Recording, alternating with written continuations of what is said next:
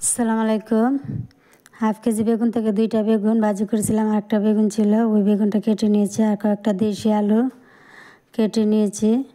শুটকি দিয়ে রান্না করব। বেগুন আলু শুটকি দিয়ে রান্না করলে অসাধারণ হয়। তরকারিটা খেতে অনেক ভালো লাগে। যারা শুটকি লাভার তাদের জন্য বলছি, শুটকির তরকারি যারা পছন্দ করেন, বেগুন আলু দিয়ে শুটকি রান্না করলে অসাধারণ টেস্ট, সেটা সবাই জানেন যারা শুটকি খান।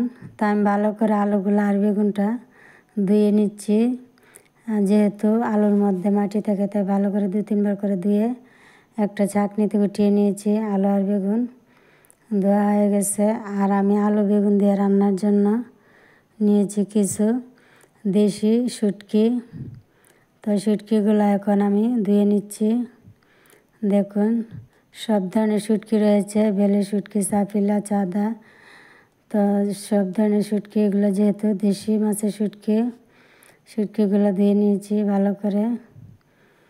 আর এদিকে আলু বেগুনটাও ধুয়ে নিয়েছি। খুবই অল্প পরিমাণ শুটকি তরকারি রান্না হবে। একটা রসুন, একটা পেঁয়াজ, কয়েকটা কাঁচামরিচ ধুয়ে কেটে নিয়েছি। আর শাসনের মধ্যে এখন তেল দিয়ে দিয়েছি। আর এখন রসুন আর পেঁয়াজটা ভেজে নিচ্ছি তেলের মধ্যে। কিছুটা পানি দিয়ে দিলাম, আমার বাগারটা পুড়ে যাচ্ছে, তাই এখন আলু আর বেগুনটা দিয়ে দিচ্ছি মরিচ ফালি আর ধনিয়ার গুঁড়ি, হলুদের গুঁড়ি, শুকনো মরিচের গুঁড়ি, স্বাদ মতো লবণ দিয়ে নাড়িয়ে নিচ্ছি। কিছুটা সময় কষিয়ে রান্না করে নেব।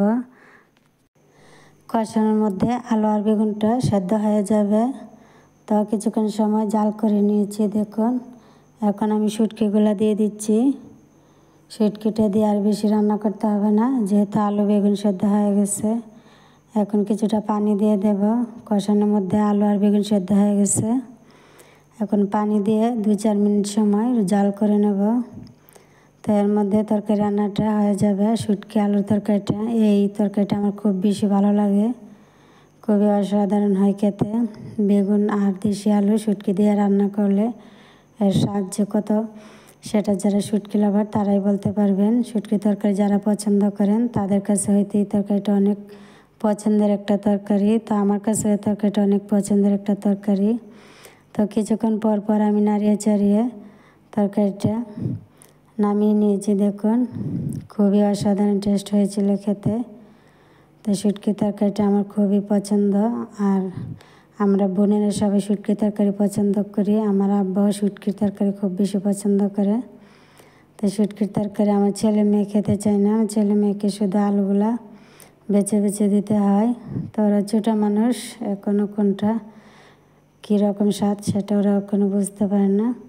তো ওদের জন্য আমি আলুগুলা লম্বালম্বি করে 2-3টা বড় আলু দিয়েছি, যেন ওরা খেতে পারে। তো আজ আমার রান্নাবান্না এ পর্যন্তই। সবাই ভালো থাকবেন। আর আমার নতুন নতুন ভিডিও পেতে বেল বাটনটি অন করে রাখবেন। সবাই ভালো থাকবেন।